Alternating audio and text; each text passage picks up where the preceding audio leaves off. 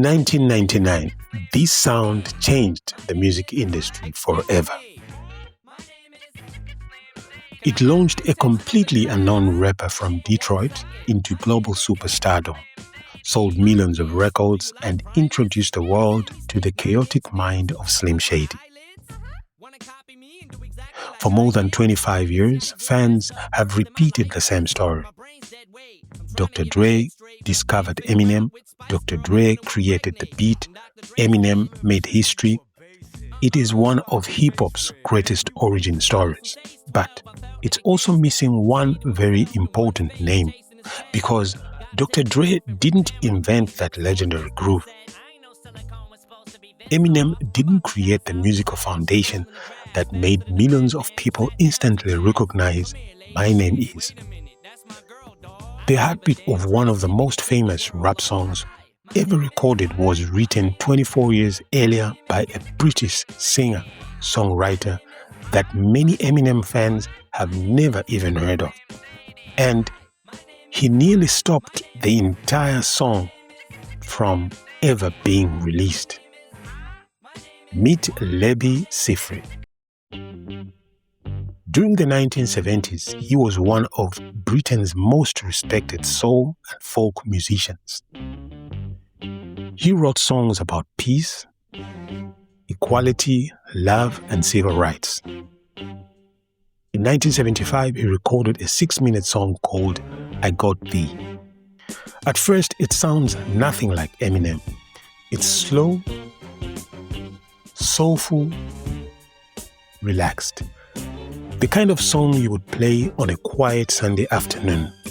Nothing about it suggests Slim Shady. But then, exactly 2 minutes and 5 seconds into the track, everything changes. The groove suddenly locks in, the bassline arrives, and music history quietly changes forever.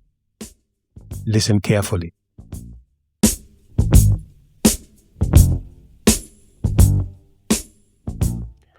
That groove is instantly familiar. Dr. Dre recognized its power immediately. Rather than building an entirely new foundation, he sampled that section, looped it, and built My Name Is around it. The beat that millions associate exclusively with Eminem actually began in a London recording studio almost a quarter of a century earlier.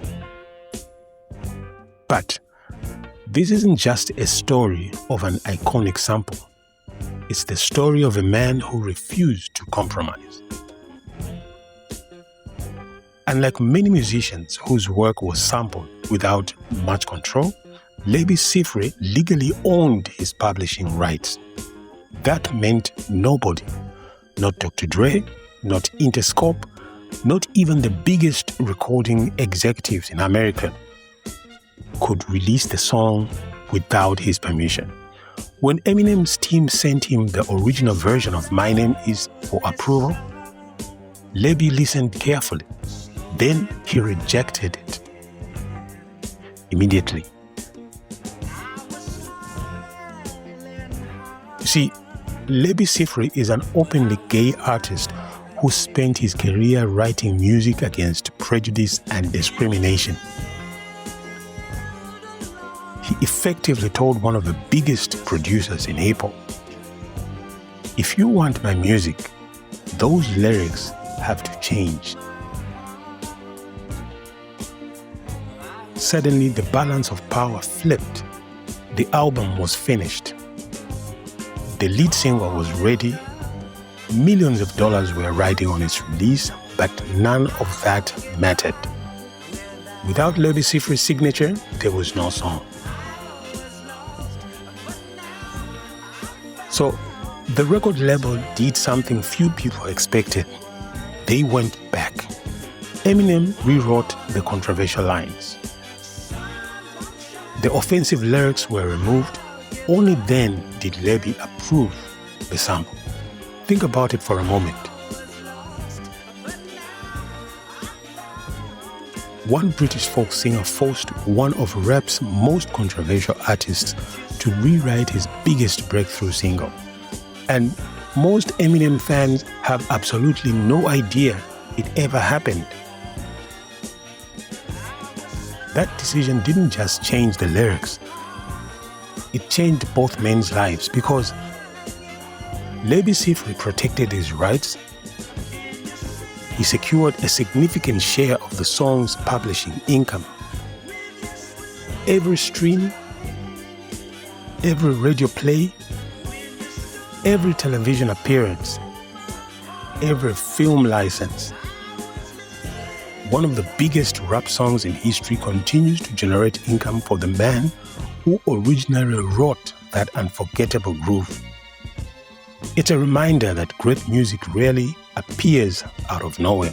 Sometimes the songs we celebrate are built on foundations laid decades earlier by artists history almost forgot.